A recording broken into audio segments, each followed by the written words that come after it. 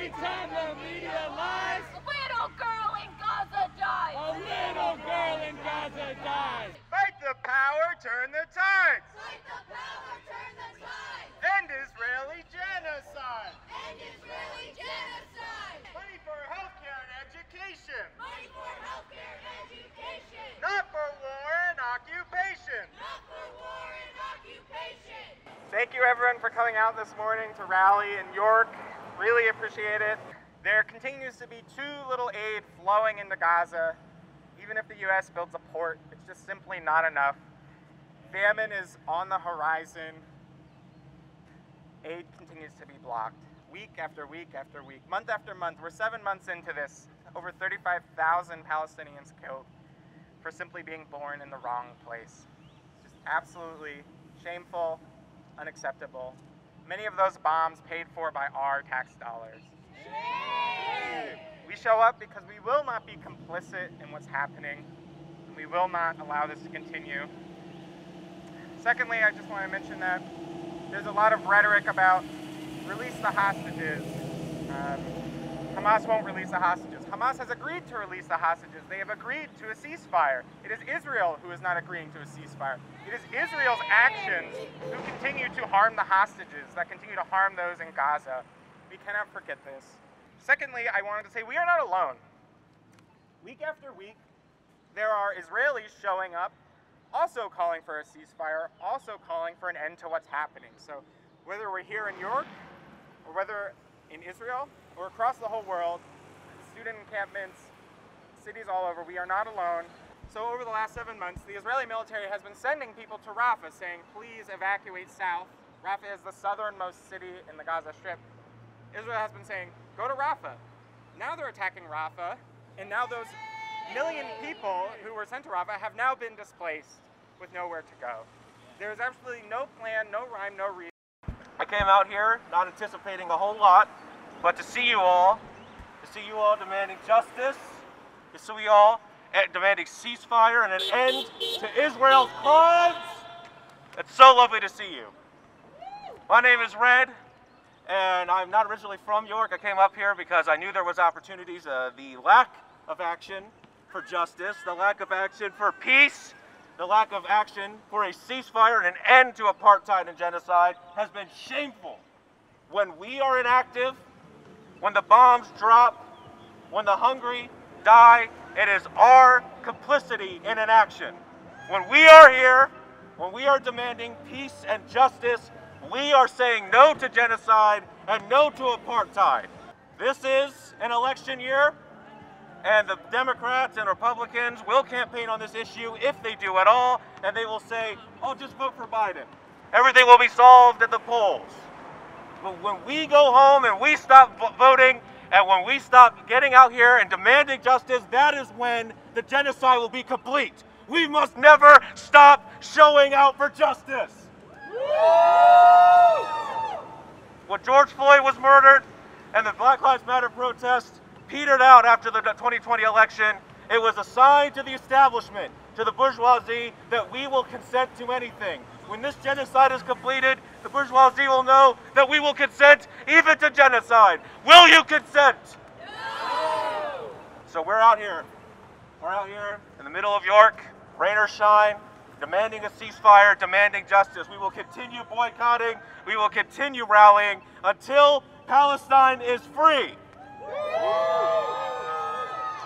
So all of our organizations, we must continue working together independently, regardless of the election, regardless of the climate, regardless of police violence and counter-protests. It is only up to us. I don't have too much to say. I just wanted to say that I'm very, very glad to be out here.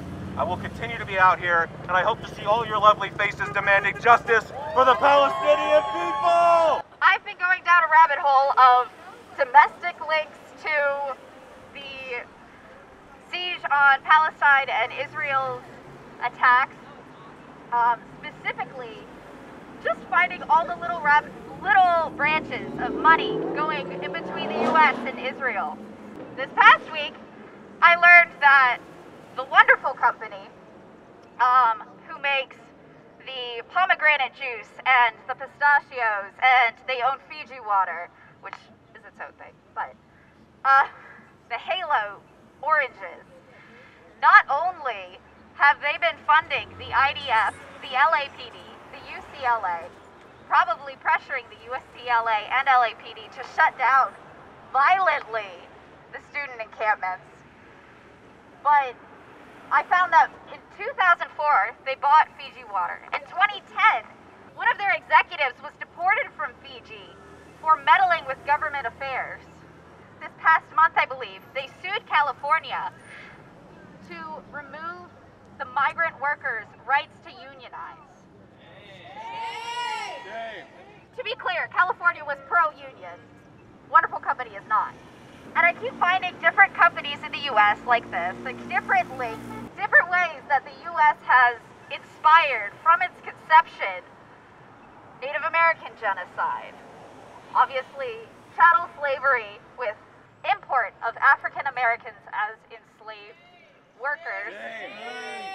The medical experimentation on both Native Americans, black folks here, queer folks, disabled folks. Hitler was inspired by all of this in his own camps. And now we're seeing that again. We're seeing that again in Palestine, where they steal bodies for organs. They've been stealing organs from Palestinians for decades. Currently, in the concentration camps that Israel is holding Palestinians in, they are experimenting on them with different kinds of torture. Particularly horrific form, in my opinion. And we're funding this. I forget if it was 34 billion that we usually send, and we sent another 16 billion recently because Biden thought it was so important to remove the money that we pay in taxes instead of giving it to us for our health care, for fixing our roads, for improving our education systems, for making food and shelter more accessible to us as well. We have a few of us here from Harrisburg Palestine Coalition.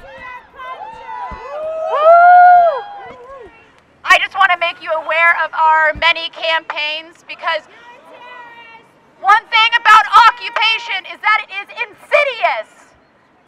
It doesn't just affect women and children, it affects doctors, lawyers, healthcare workers, engineers, architects. We have to be as diligent as genocide and imperialism is insidious.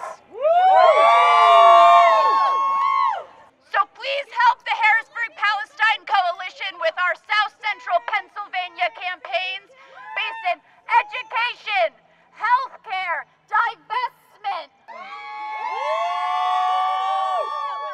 I learned a fact this week that I thought was horrible. In the Nakba, it's estimated that 13,000 people died. Israel in this current genocide has killed over 16,000 children. That is more than the entire Nakba of 1948. I'm Alexis Galavich of the American Party of Labor. I am located in York, and we're hoping to organize more events like this in York. And I was going to originally talk about some like philosophy and stuff some more like in that type of realm. We have people already talking about the politics and the economics a bit. But I was a bit inspired by what's going on over there to talk about social chauvinism. As you can see that with their brandishing of the American flag, these Israeli supporters are engaged in social chauvinism. Social chauvinism, they are allying themselves with they are tricked into supporting the bourgeoisie of their own country in these brutal imperialist wars. Shame! Shame! And I think we need to bring back an old slogan, back from the 1900s. Let's turn this expansionist war of Israel against the people of Palestine into a civil war. The people of Israel and the workers of Palestine must...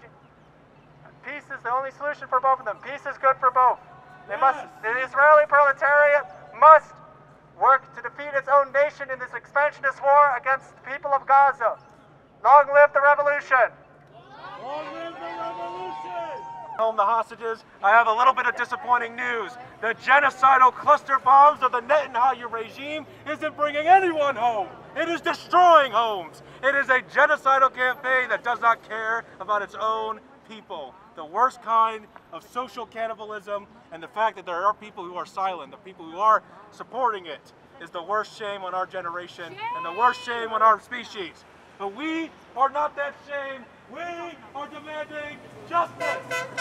Every time the media lies, Every time the media lies, a little boy in Gaza dies. a little boy in Gaza dies. Every time the media lies, Every time the media lies, a little girl in Gaza dies. a little girl in Gaza dies. Every time the media lies, Every time the media lies,